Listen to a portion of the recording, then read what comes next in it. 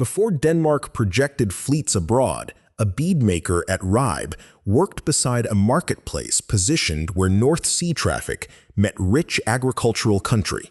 That small craft object belonged to a larger system linking workshops, farms, straits, fortifications, rulers, and visiting merchants. Denmark became a Viking power center because geography offered leverage, while political organization converted that leverage into sustained capacity. The process was neither inevitable nor uniformly Danish, since the region contained competing communities and shifting royal claims.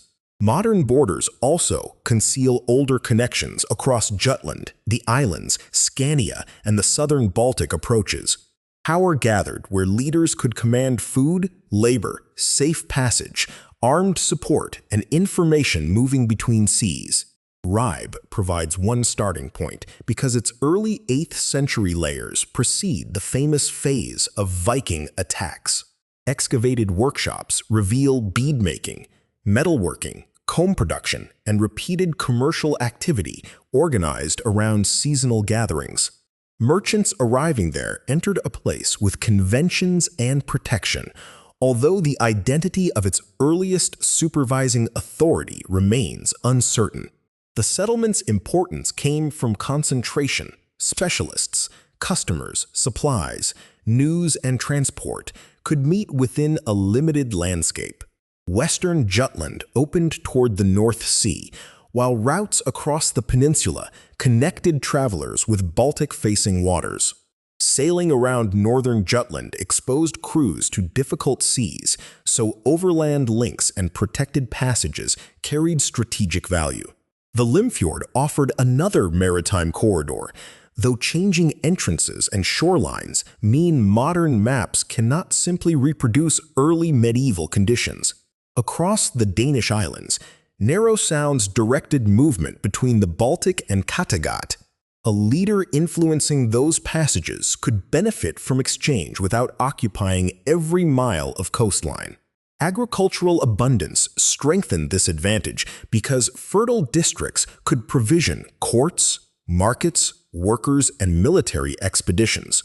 Surplus was political only when someone could gather and redistribute it through obligations, feasts, gifts, and protection. Longhouses and halls show differences in wealth, yet buildings alone do not reveal a complete chain of command. At Lejre on Zealand, successive monumental halls indicate an enduring elite center before and during the Viking Age. Later legends associated Lejre with ancient Danish kings, but excavation confirms the place rather than every literary genealogy. The halls made authority tangible by assembling followers and converting harvests into public hospitality. Nearby communities supported those gatherings through farming, animal husbandry, textile work, transport, maintenance, and dependent labor. Denmark's rise therefore began on productive land as much as aboard ships. Another clue lies in engineering projects whose scale exceeded a single household. The Kanhave Canal crossed the narrow island of Samsø and was built in the 8th century. Dendrochronology places its timber construction around 726, giving a rare fixed point before the Viking Age's conventional opening. The canal enabled shallow vessels to move between waters without rounding the island's exposed northern end. Its exact political sponsor is unknown, but the project required planning, labor, timber, tools, and authority over a strategic location. Kanhave reveals a regional power interested in maritime logistics decades before Lindisfarne.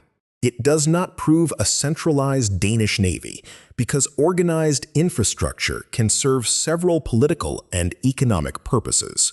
Farther south, the Danevirke defended the narrow land corridor at the base of Jutland. Its multiple phases record-changing threats and repeated investment rather than one legendary act of construction. Major 8th century work demonstrates the capacity to mobilize labor and reshape movement near the Frankish and Slavic borderlands. The rampart protected access, while also expressing which authority claimed responsibility for that frontier. Fortification and canal together show rulers thinking at the scale of routes, not merely individual estates. Their projects linked military defense with the regulation of commerce and communication. Across the border zone, Slavic communities were active traders, political actors, allies, and opponents rather than a passive edge of Denmark. Interactions around the Western Baltic shifted with campaigns, tribute, dynastic competition, and commercial opportunity. Frankish expansion under Charlemagne later placed powerful Christian authority directly south of Danish interests.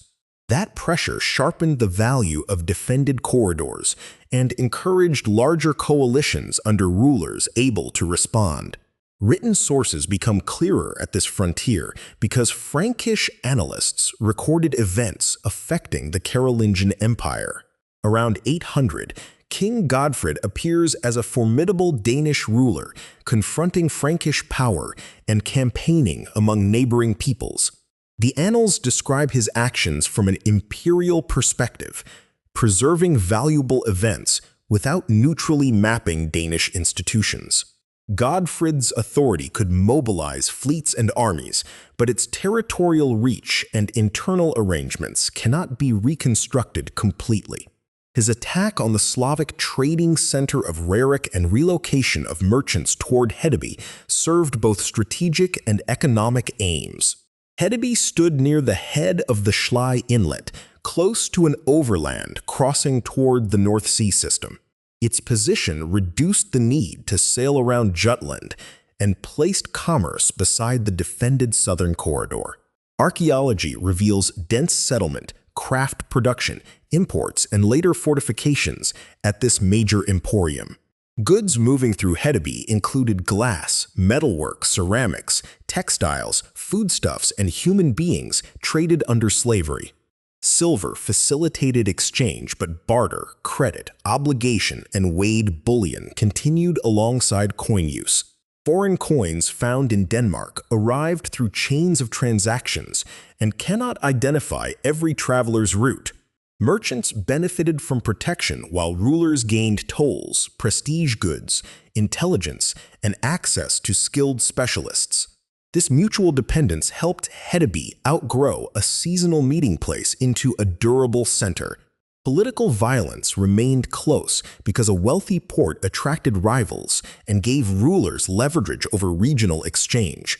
Godfred's murder in 810 exposed succession instability, demonstrating that concentrated power could fracture rapidly. Subsequent Danish claimants negotiated and fought among themselves while dealing with Frankish emperors and border politics. Those struggles did not erase Denmark's advantages, but they prevented a smooth march toward national monarchy. Several rulers could claim kingship simultaneously, and authority often depended upon personal alliances rather than fixed bureaucracy. Overseas raiding offered ambitious leaders another source of silver, captives, and followers. Yet surviving Western chronicles rarely identify the patron behind each fleet, so royal direction should not be assumed automatically. Some expeditions probably operated through local magnates or coalitions whose connection to kings changed with circumstances. Danish proximity to Francia and England shortened access to wealthy coasts while also exposing crews to organized retaliation. The North Sea became a field of negotiation, tribute, warfare, settlement, and service, not merely a raiding corridor. Ribe and Hedeby offered different gateways into that conversion of mobility into power. Ribe faced Western networks and maintained deep craft traditions, while Hedeby commanded a southern Baltic crossing beside contested frontiers. Their combined reach gave Danish rulers access to information and resources circulating through several commercial worlds. Control was never complete, since merchants could choose alternatives and rival powers repeatedly attacked strategic sites. Denmark's relatively compact archipelagic geography nevertheless made connections among royal centers, markets, and sea lanes easier to reinforce. Islands could separate communities, Yet narrow sounds also concentrated traffic within observable passages. Ships provided rapid movement between political centers that overland travel would connect less efficiently. This maritime interior distinguished Denmark from longer Scandinavian coastlines where authority faced greater distances and fragmented terrain. Boat technology was shared across the north, so Danish power did not rest upon a unique national ship design. Its advantage lay in combining common maritime skills with dense resources and strategically controlled bottlenecks. Sails, iron fittings, cordage, and hulls required specialized production supported by many households beyond royal visibility. An expedition also consumed grain, preserved food, water containers, clothing, and replacement materials before earning any return. Women, dependents, craftspeople, and enslaved laborers sustained this capacity even when chronicles named only kings and raiders. Political centralization could increase demands upon them through building projects, provisioning, tribute, and elite competition. The costs of becoming a power center were therefore distributed unevenly across Danish society. During the 9th century, Danish forces became prominent in Frankish and English records. Though those labels could remain broad, large fleets sometimes cooperated for extended campaigns, indicating organizational capacities beyond isolated coastal strikes. Their leaders exploited divisions within target kingdoms, negotiated payments, occupied territory, and adapted to resistance. Those successes amplified Denmark's reputation, but Western outcomes also depended upon local politics abroad. The later 10th century brought stronger royal statements within Denmark itself. At Jelling, monumental mounds, a stone ship setting, runestones, and a church landscape expressed dynastic authority across religious change. Harald Bluetooth's larger runestone proclaimed achievements, including claims concerning Denmark and the Christianization of the Danes. Because the inscription was royal communication, it records ambition and commemoration rather than an impartial census of obedience. Ring fortresses built in Harald's reign reveal striking coordination, standardized planning, and short-lived military infrastructure. They belong to a later phase than Denmark's initial rise, showing what earlier advantages could support under stronger monarchy. Christian institutions added literacy, international alliances, and new forms of royal legitimacy without instantly erasing older practices. By then, Danish kings could intervene abroad with resources drawn from a more consolidated political landscape. Still, the route from Ribe to Jelling was not linear because civil conflict, rival dynasties, and regional autonomy repeatedly redirected it. Archaeology supplies continuity through places and projects where texts remain selective or silent. Frankish annals add named rulers precisely where Danish actions affected imperial concerns. Royal inscriptions finally present Danish claims in rulers' own commissioned words, though those claims still require critical reading. The beadmaker's debris at Ribe survives outside that elite argument. It shows specialized production operating before famous conquests, anchored in a marketplace that made wider connections economically usable. Denmark became powerful by joining such workshops to productive estates, guarded crossings, fortified borders, and rulers competing for mobile wealth. No single king created the system, and no raid alone explains its endurance. Geography provided strategic possibilities, but organized labor turned canals, ramparts, ports, fleets, and monuments into political facts. The finished bead was tiny. The network that gave it value eventually helped Denmark command the central waterways of a Viking world.